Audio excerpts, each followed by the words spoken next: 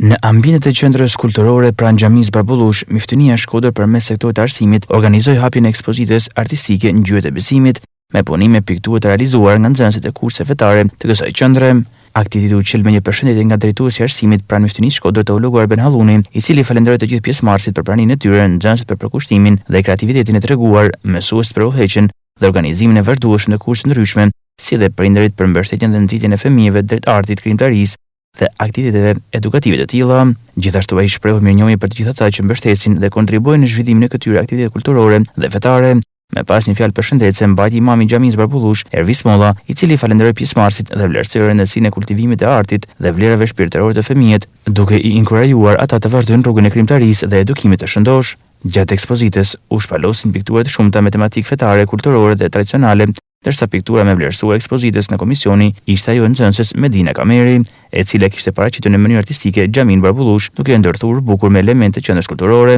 Ekspozita do qëndrojë e hapur për vizitorët deri më 31 dhjetor.